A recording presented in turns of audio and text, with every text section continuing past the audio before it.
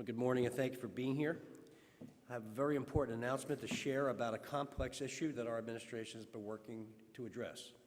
In 2016, the City Treasurer's Office and the Accounting Bureau discovered a discrepancy between the city's finance records and those of the bank.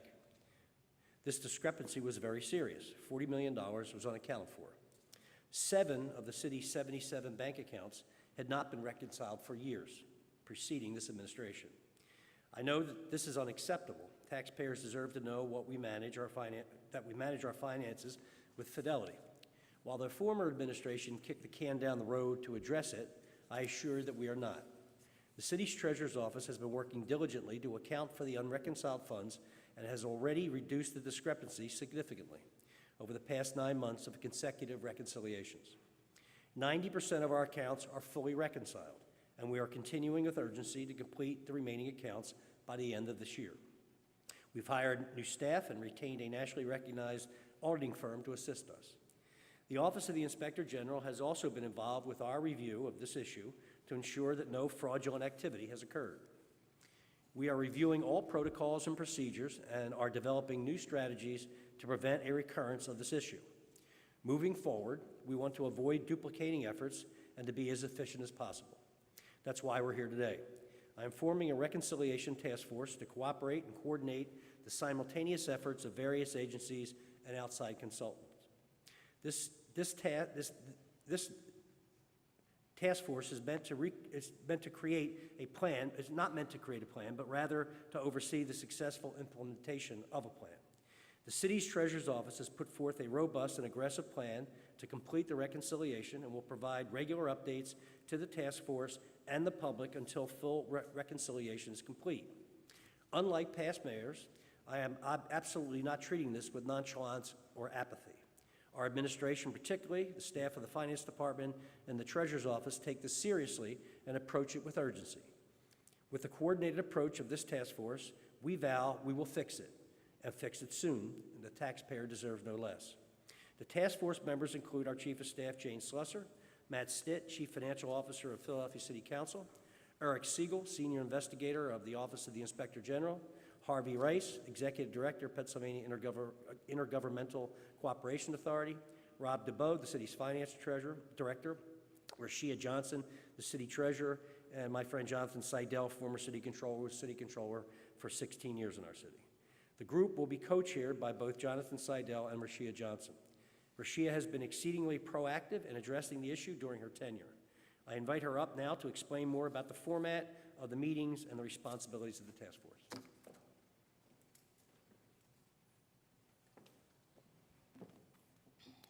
Thank you, Mayor Kenney.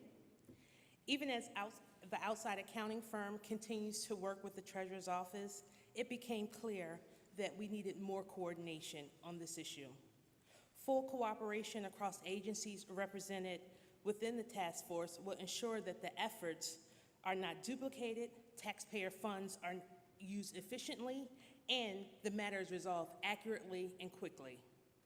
This task force will meet every 2 weeks, beginning the week of July 9th. Members will report on their progress out to their representative agencies.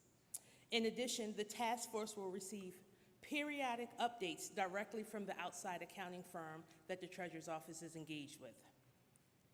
Meeting summaries will be shared publicly on the city's website so that the public can monitor the progress and are fully aware of the issue as we resolve it. At this time, I'd like to introduce my task force co-chair, former City Controller, Jonathan Seidel.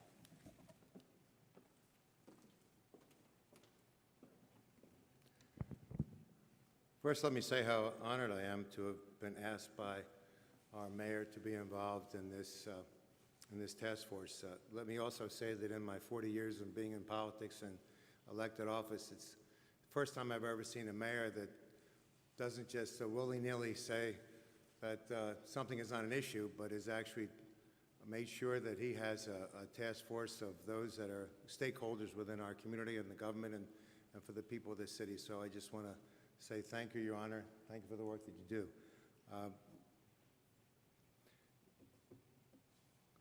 What the recommendations that will be made will have a direct effect upon bond ratings and and how the city is viewed. I think it's important that the people of Philadelphia have to understand that if you say that there's $33 million that is missing, it doesn't mean that that money's in someone's basement. 99% of the time, that's an accounting misfunction. I haven't had an opportunity to read the Comptroller's report. I was out of the city at that time. I look forward to reading that report and finding out exactly what she thinks is going on. I'm very proud of the years I've had in service, and it is my pleasure to volunteer my services in any way to make sure that this effort reaches a successful conclusion.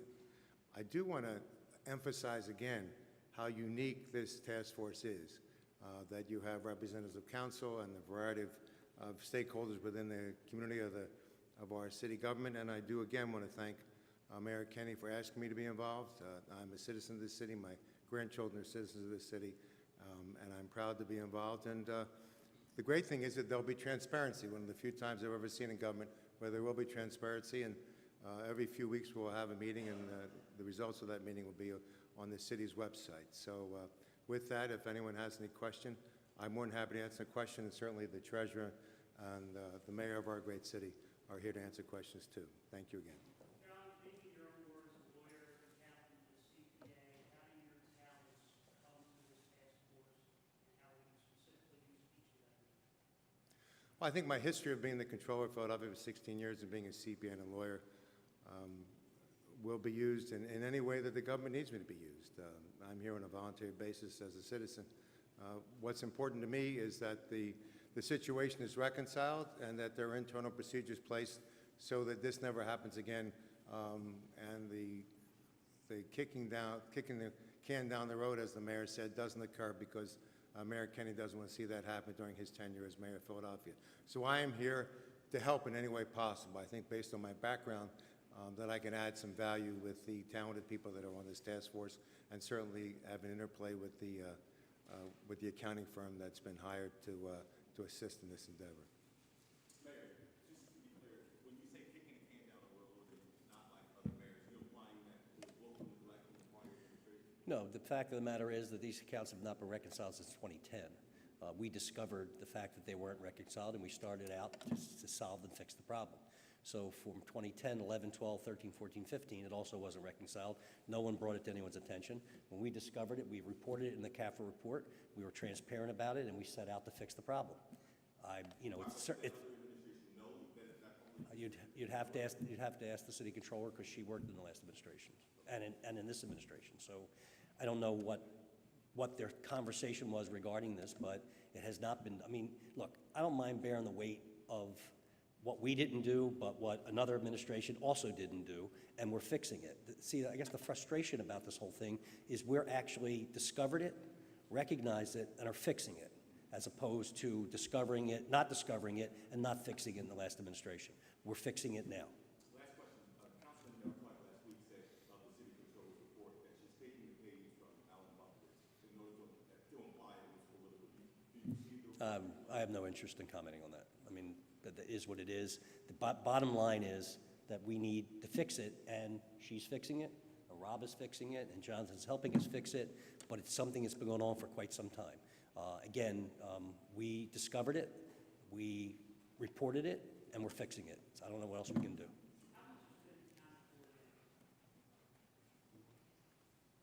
Rob, how much has been accounted for? How much? It's 40 million. I think we're down to 28. And again, I mean, look, the money's not missing. It's in an appropriate account somewhere. It just needs to be reconciled. It's like not, balancing your checkbook for 5, 7, 10 years. And it's unfortunate because the effort to kind of raise revenue for schools and for other things is impacted because people believe that something nefarious went on. It's nothing nefarious about it. Again, I will say it one more time. We discovered it, we reported it, it's transparent, and we're fixing it.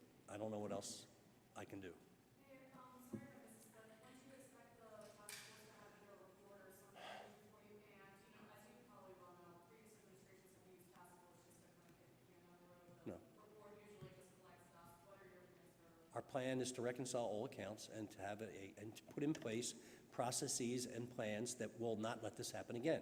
Part of the problem with this whole issue is the investment in IT, which hasn't taken place because we have so many different issues that we have to deal with. It's hard to invest the money in the IT when our schools need the money, when our parks and recreation centers need the money, when our police department needs to be increased, when we need to deal with criminal justice reform.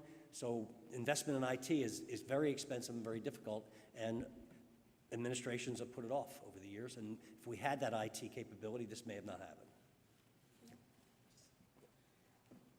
We just want to quickly stress that this task force is not putting out a report. We're actually overseeing the plan and implementation of the plan that's already been in place between finance and the treasurer's office. There is a plan, and our goal is just the task force will just oversee that process. Ms. Johnson, can you just clarify, there's two numbers that I'm aware of. There's the 33 million that's been alleged missing, and then there's 924 in accounting mistakes. Can you give clarity to those two numbers? We'll have, Yeah, those are two different things. The Reconciliation Task Force, which we're talking about today, is focused on what had been $33 million. As Rashia said, when we reconciled, we saw a difference between numbers that were in our accounting system and in the bank, and it was about $40 million at that point. At the time that we published the number, it was $33 million. Now it's about 28.6. So that's one issue. Second issue is that when we do our financial reports, we share drafts with the controller. And going back and forth to those drafts, the controller pointed out, they said we're $924 million of mistakes. None of those wound up in our final report. The final report in the controller's report says it's free of mistakes and can be used for making financial decisions. So two different things. Talk about how it was calculated. Well, the other thing is, if we had, an issue where we said that something should have increased and the controller said, well, no, it's a decrease, they counted that twice. The actual net impact of the things that the controller found were about $400 million. Of that $400 million, about $45 million would have had an impact on fund balances, and none of it would have had an impact on our general fund balance. Just to clarify, the commissioner, the controller also opened a fraud investigation. It's your position that there was no fraud, this was just accounting mistake.